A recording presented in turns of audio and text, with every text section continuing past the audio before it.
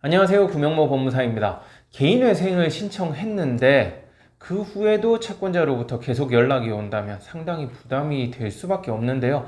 전화를 계속 피하자니 연락이 계속 오고 또 전화를 받자니 돈 달라는 얘기밖에 안 한단 말이죠. 이런 경우에 어떻게 대처를 해야 되고 또 개인회생을 신청했음에도 불구하고 왜 전화가 오는 것인지 이번 시간에 제가 설명드릴게요.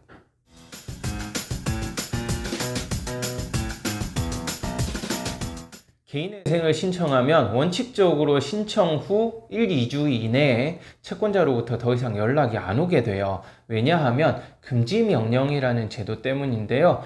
개인회생에 대해서 알아보셨다면 금지명령은 한 번쯤은 들어보셨을 거예요.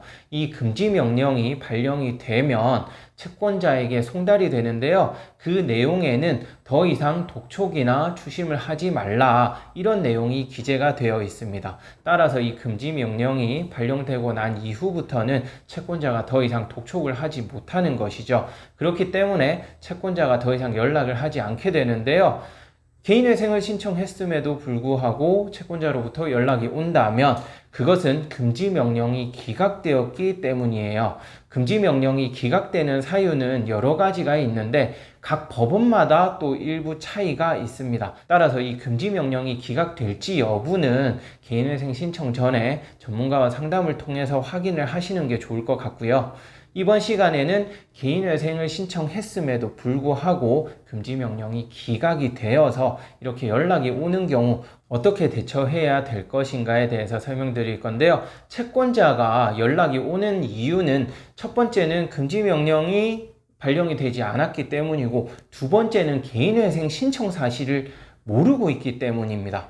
대부분 금융기관에서는요, 금지명령이 발령이 되면 그 금지명령을 송달받는다고 했잖아요. 그 금지명령서에 개인회생 신청 사실을 확인할 수 있는 정보가 담겨 있습니다. 사건 번호가 기재되어 있거든요. 금지명령이 기각되었다면 내가 개인회생을 신청했지만 법원으로부터 채권자에게 송달된 서류가 없게 되겠죠. 그래서 채권자는 회생을 신청했다는 사실 자체를 모르는 경우가 있어요. 이러한 경우 채권자는 당연히 채무자가 연체를 하고 있으니까 독촉 전화를 하는 것입니다. 따라서 개인회생을 신청했는데도 채권자에게 전화가 온다.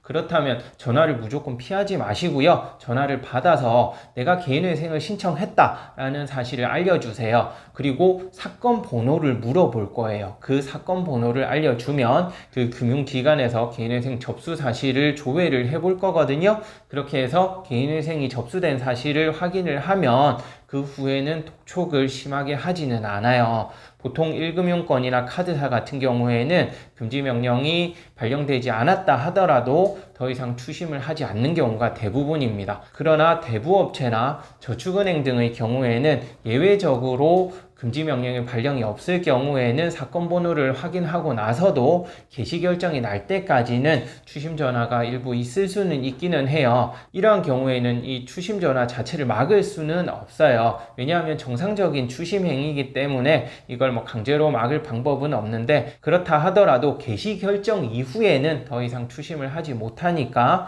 개시결정이 날 때까지만 잘 버티면 되겠습니다. 네, 이번 시간에는 개인회생을 신청했는데도 채권자로부터 왜 전화가 오는지, 그리고 전화가 계속 오면 어떻게 대처해야 되는지 설명드렸는데요. 결과적으로 말씀드리면 금지명령의 발령 여부에 따라서 전화가 오기도 하고 오지 않기도 합니다. 금지명령이 기각되었다면 전화를 피할 필요는 없고요. 전화 받아서 사건 번호 알려주세요. 그러면 대부분의 금융기관에선 더 이상 심하게 독촉을 하지 않으니까 무조건 전화를 피하지 마시고 사건 번호를 적극적으로 알려주시기 바랍니다. 네, 끝까지 시청해주셔서 감사하고요. 구독, 신청, 좋아요 부탁드리겠습니다. 고맙습니다.